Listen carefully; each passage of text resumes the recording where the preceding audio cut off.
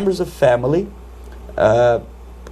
public opinion makers of United States, who come back with the crazy stories about Indian philosophy. Indians themselves look upon them as idiots, useful idiots. To say nothing about KGB, who looked at them as extremely naive, misguided people. Obviously. In my last video, I spoke about the left, and I talked about them basically being useful idiots, meaning that they're useful idiots for those who are on the more extreme side of Islam, what's actually going on, talking about the Free Palestine crowd, from the river to the sea crowd, talking about those people there and how it is that they're actually supporting Hamas and how it is that they're actually helping to embolden those in the Middle East who are actually fighting that war. We're going to be talking more about that in this video here, so make sure you guys stick around for the full piece. But before we go any further, let me play what I played in the previous video one more time. And the things, due to some strange logic, due to cosmic vibration, will settle down by themselves.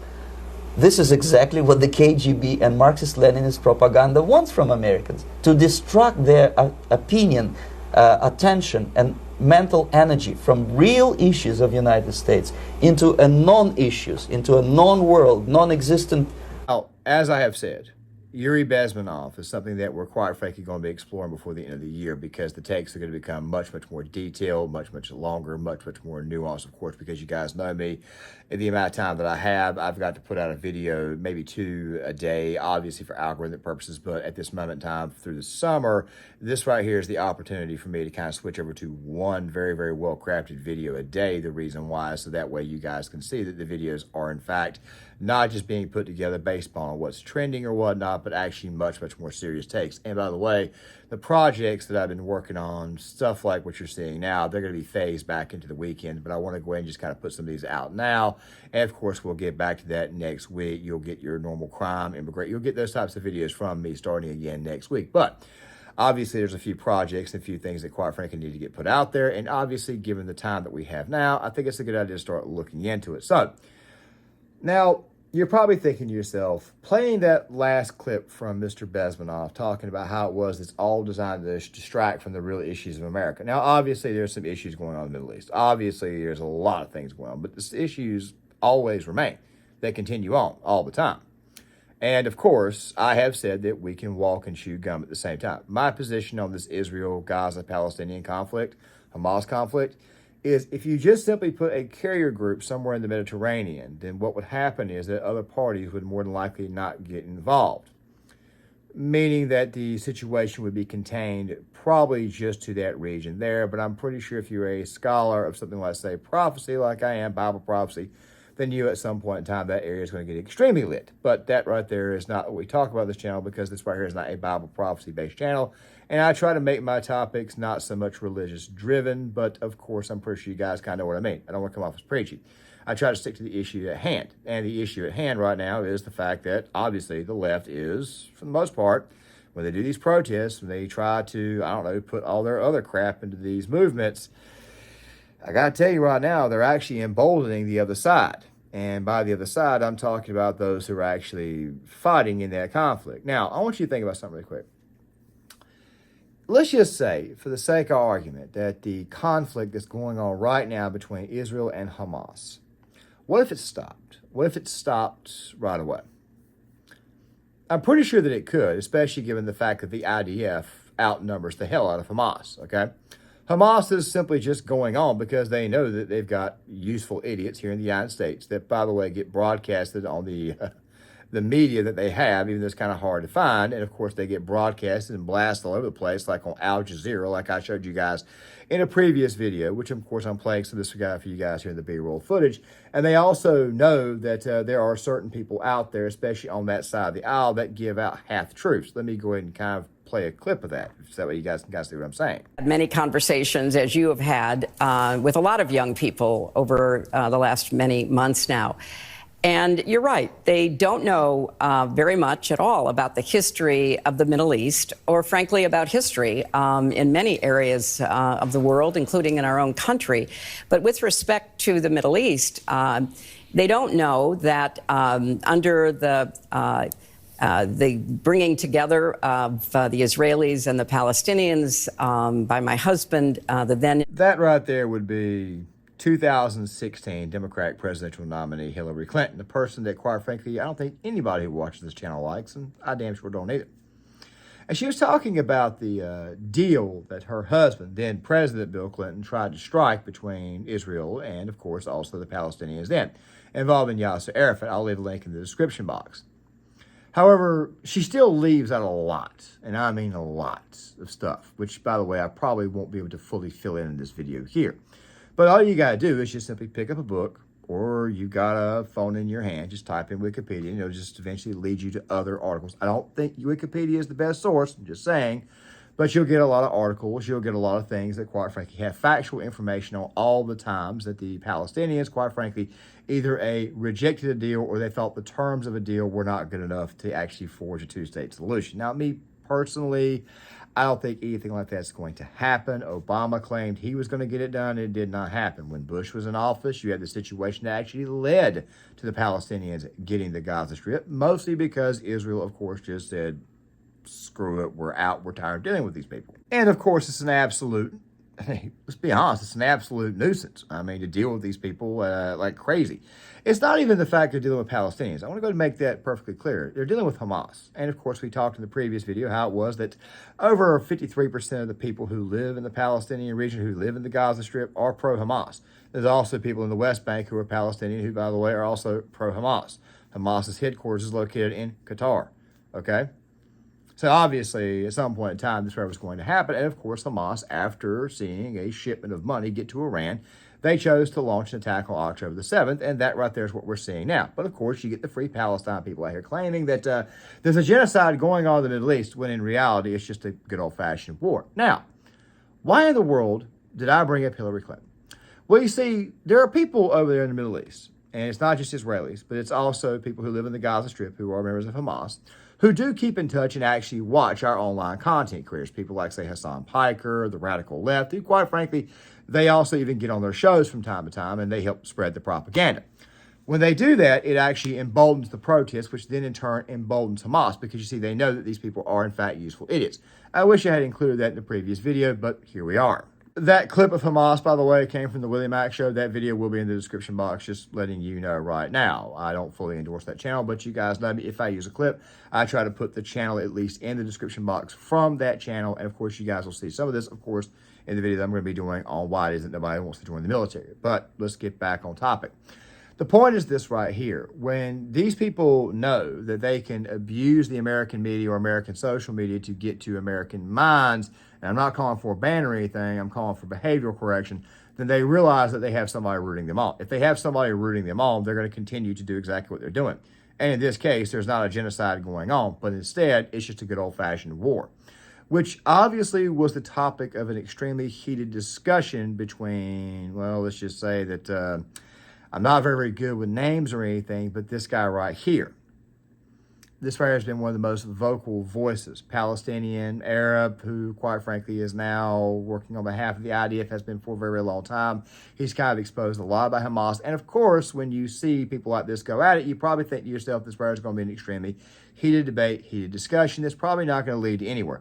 However, it does lead you to one thing. You can see that the American left, those right there who quite frankly are claiming that all the members of Hamas are just pretty little babies or whatnot, they're shaping the minds of people back home, generally those who are on the left. When you have a bunch of white liberals who have no actual life experience, who are suburbanites, who quite frankly are going to school on mama and daddy's dime, this right here is the kind of result, or this right here is the result that you probably should get. Now, guys, this particular debate between these two was very, very heated. I didn't want to use it as the basis of why it's actually emboldening, but the more and more I looked at it, the more and more I realized that, wow, you know, and I'm a bit of a guy who just wants to start doing more and more media criticisms, especially when they got things wrong.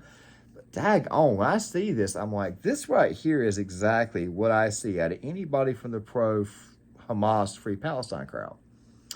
Let's watch some of this and then we'll continue further. Point before, I think the death toll is actually vastly undercounted, considering how we have not even began to excavate the bodies under the rubble. So I would say that the death toll is a vast undercount. As far as Mossab's point about Hamas, I think that Mossab is the Palestinian who hates Palestinians. He's developed a lucrative career being able to lie about basic facts about this conflict. And so when he says Palestinians or Hamas, what he really means is all Arabs and all Muslims. In fact, I've seen that plain as day in his social media and talks. He thinks that all Muslims are terrorists. And so, I mean, this is credited to the point that he is actually credited to jailing what is called the Mandela, the Palestinian Mandela. Marwan Barghouti. This is a guy who he put in prison 20 years ago, who was marching side by side with Israeli peace activists denouncing Hamas killing civilians. So really quick, I want to go ahead and say this because it's going to come up a couple of times in the video, but I'm going to go ahead and say it now. Hamas is in fact a terrorist organization. Their charter is the death of Israel. Just letting you know. It's one of the main reasons why it is that I've always told people that when you're surrounded by enemies, you have to kind of be patient. You got to let all the information come out. You got to let all the information come out, period, especially when you get to a combat or a conflict or anything like that. God knows, I've talked about the people who tweeted about this crap once October the 7th happened during Israel's response. You got people out there claiming that Israel was firing white phosphorus grenades at buildings. You don't fire white phosphorus grenades at buildings. These people got this thinking from the video game Spec Ops: The Line, which is completely unrealistic. You fire white phosphorus grenades at vegetation or areas of vegetation.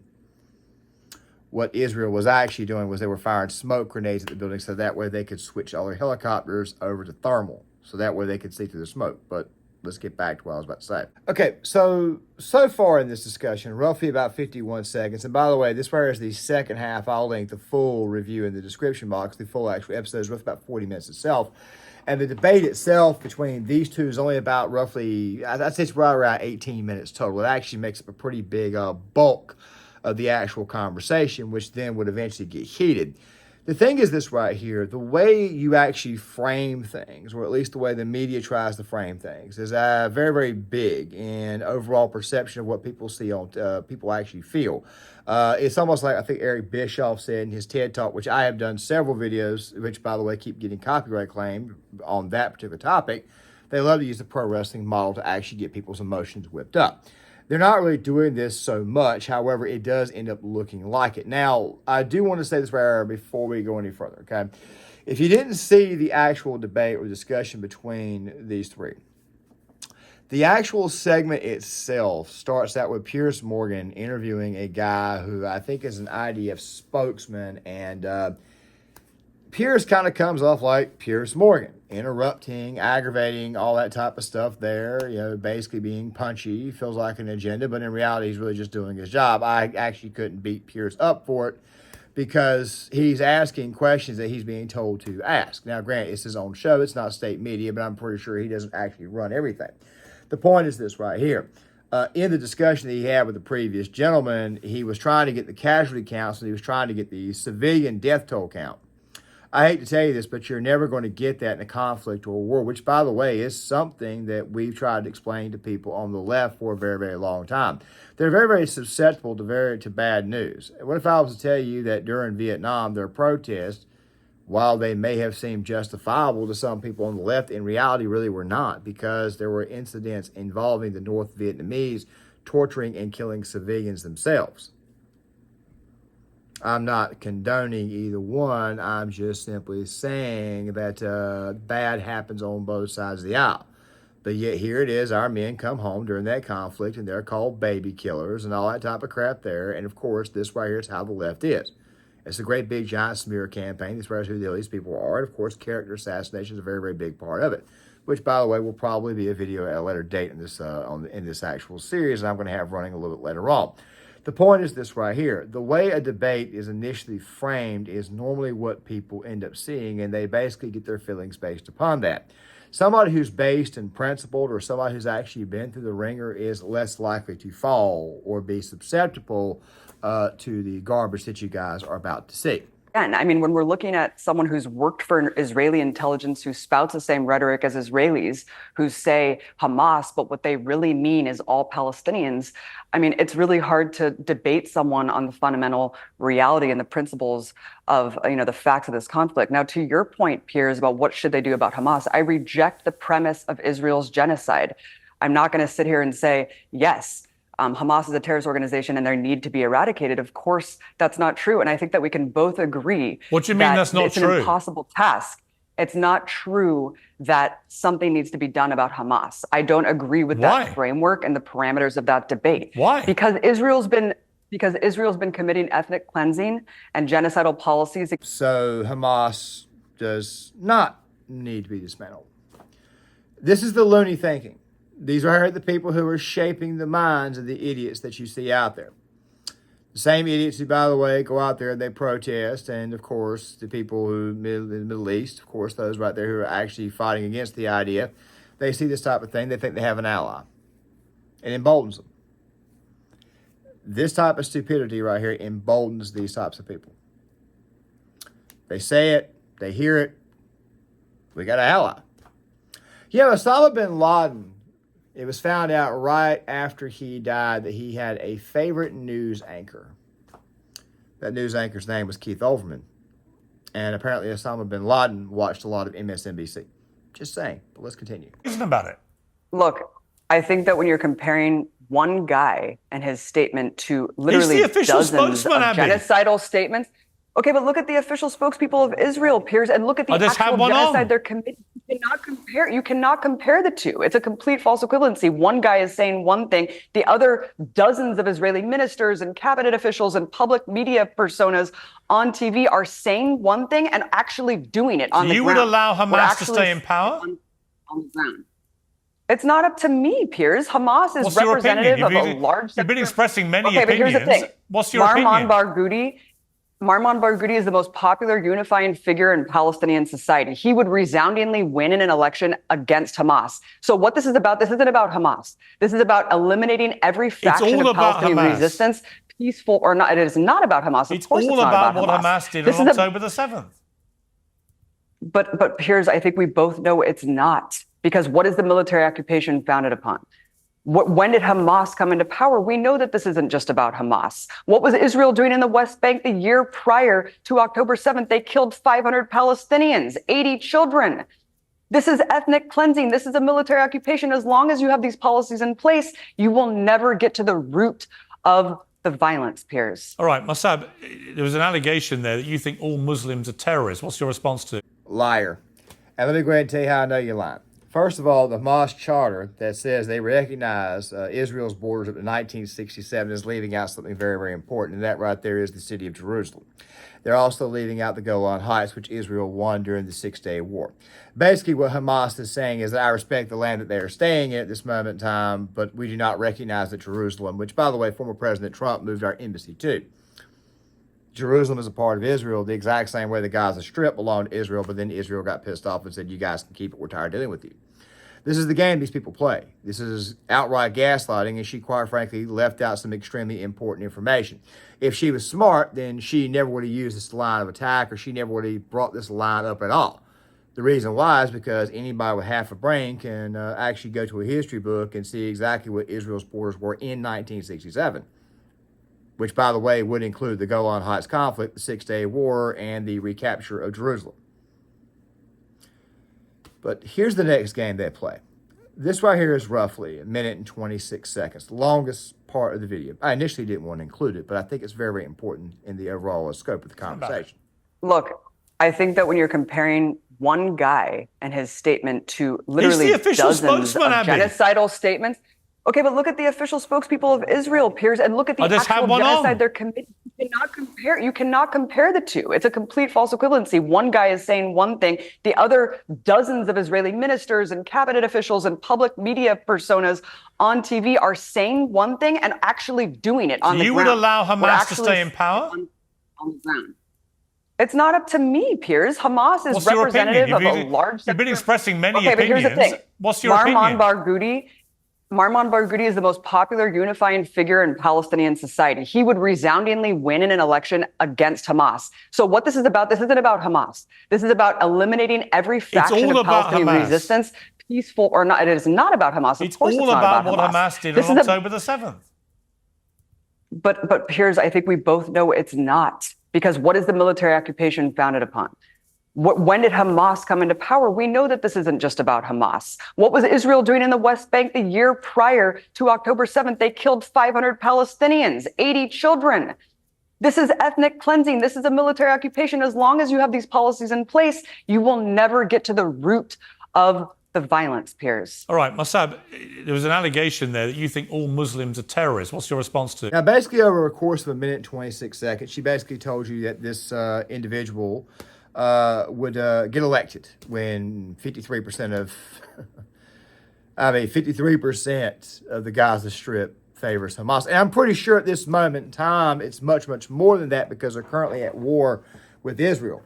At the very end, she said, well, they killed 500 people.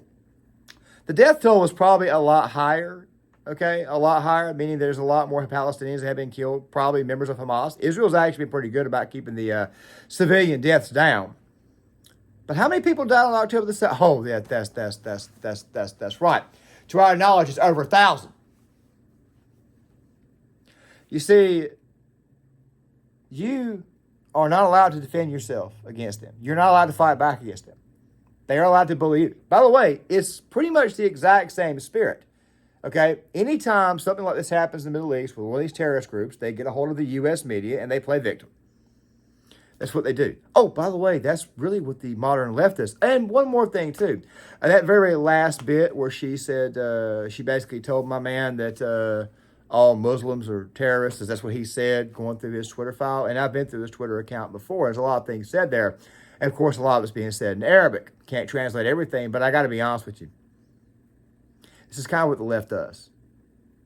One of the main things they do is they call you a bigot, they call you a racist, something like that. That's kind of their line to a lot of attack.